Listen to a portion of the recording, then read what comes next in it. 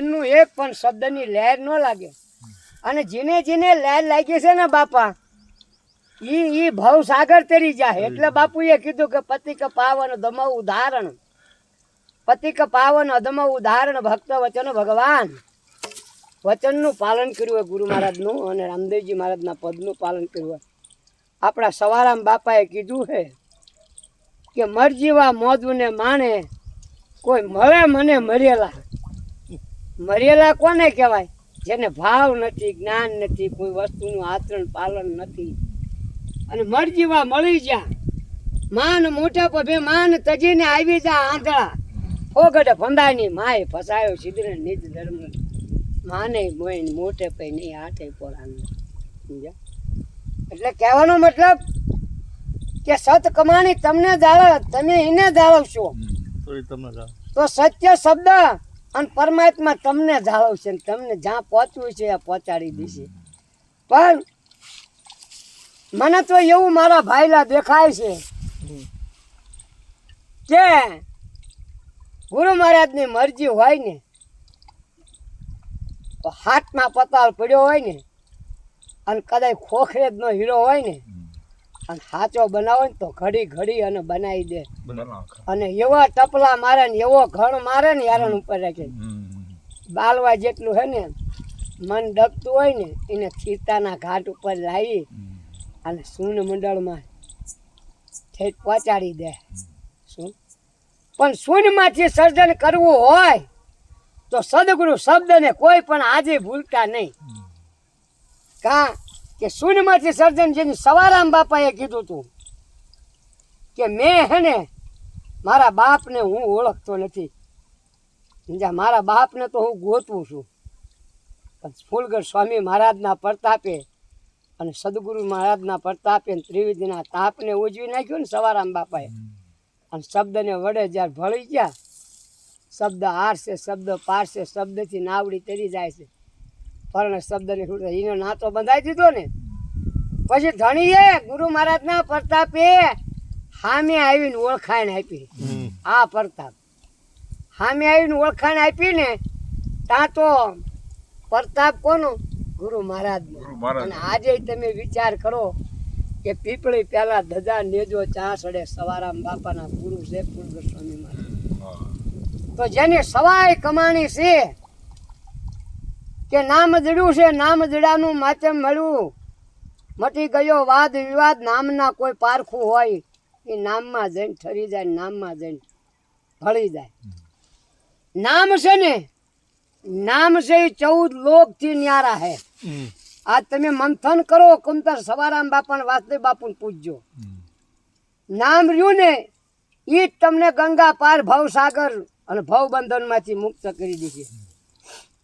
કઈ જાણવું નથી આપણે, નામને વડે પડ્યા રહ્યો. ગુરુ મહારાજે નામ આપ્યું ને એનું નામ સમરણ, હોઠ કંઠ જીભ કઈ નો હલે, હાલતા ચાલતા ઉઠતા બેઠતા નાભીથી ભજન કરી રાખો. હોઠ કંઠ સમજ્યા? આ બધો એનો પ્રતાપ છે. આપણે ભલામણો શું લાયા છીએ મારા વાલા? આપણને ઉગરવાની બારી આપી. આપણે તો એક છે ને આ પંખેડાનો માળો છે, ઉડી જાવ પંખી પાંખું વાળા, છોડી દો જૂના માળા. હે આ એક દી જયારે હુકમ થશે મારા બાપનો પરદેશી પંખી મળવા આવ્યો, મરચુક લોકમાં વળી. જયારે વળવાની વેળા વહી જશે, જુવાળા જયારે આગ લાગશે ને વડુલાને, ભેગા રે જીવશું, ભેગા રે મરશું, ભેગા હે માથે મેકશું જૂના માળા. માળો મેકીને બીજો આ માળો, બીજો કોઈ. એમ આપણે મારા બાપ આપણે ઉગરવા માટે બાપાએ કીધું કે સાચું સમજે શબ્દનો માલમી બની પછી ચૂપ થઈને બેસી જાવ, ભજન કરી રાખો. શું જો આની અંદર જેમ રામચંદ્ર ભગવાનને લક્ષ્મણજીએ રેખા દોરી હતી ને કીધું આની આ ઉલ્લંઘન નહીં કરવાનું, આની બહાર જશો તો રાવણ આવીને ઉપાડી જશે. એમ ગુરુ મહારાજે કીધું ને કે પદને પ્રમાણ છે ને એને જાળવી રાખો. અને ગુરુ મર્યાદાનું ઉલ્લંઘન કોઈ પણ આપણા ગુરુ ભાઈ હોય ને તો ગુરુ મર્યાદાનું ઉલ્લંઘન કોઈ દી નહીં કરવાનું. અને જો કોઈ દી કરશો ને તો ગુરુ મર્યાદા જો ચૂકી જશો ને તોય 84માં જશો. તો 84 આપણે જોઈ નથી. 84 ને જ જોઈ પણ 84 લાખ અવનીમાંથી ઉગરવા માટે આપણને આ બારી છે. અને આજે જેને નથી ભીતર મને મળ્યા એ વાત બરોબર છે. સતલોકમાં જો સદગતિને પદને પામવું હોય તો સત વચનને પાલન કરજો. ગુરુ મહારાજના, સદગુરુ સાહેબના, સવારામ બાપા ને બળદેવ બાપુ ને વાસુદેવ બાપા જે ધારા ઉપર હાલ્યા એ ધારા ઉપર એ પાટો ન છૂટતા. જો તમે છેલ્લે તમારી અંત તમારી તમામ મનોકામના પૂરી ન કરે ને તો મારા બાપનું નામ લાગે. સમજ્યા? પણ તમને પૂરણ હૈયે વિશ્વાસ રાખજો. વિશ્વાસ અને પ્રેમ સત્ય રાખજો કે ભીતરની અંદર પિંડ બ્રહ્માંડમાં મોહિત ન થઈ જતા. રૂપ છે ને, રૂપમાં ન છે મોહિત હતા. બાકી સ્વરૂપનું વિચારજો મારા બાપ. અને બધાય રૂપના સ્વરૂપ ઈંડમાં છે. સમજ્યા? આપણે કહેવી ને બધાય ઈંડમાં છે. બધાય આખું વિશ્વ ઈંડમાં છે. એ જ્યારે નાતો બધો ને ઈંડ, અને ઈંડમાંથી પિંડ રસાણું ને શિવ શક્તિએ પ્રગટ કર્યું તો એની અંદર બધાય છે. પણ એમાંય ફળેલા જે ફાટે છે કે નહીં વડના એમાં કોક 999 નાડ્યું છે. એમાં કોક સત વિચારો ચેકનો અડી જાય. જે આમાં અનંત કમાણી કીધી છે કે અનંત જુગે જુગની કમાણી લઈને અને કરણી લઈને જે પ્રગટ થયો છે એની પ્રેમ જોતને કોણ ઉજવી શકે મારા ભાઈ.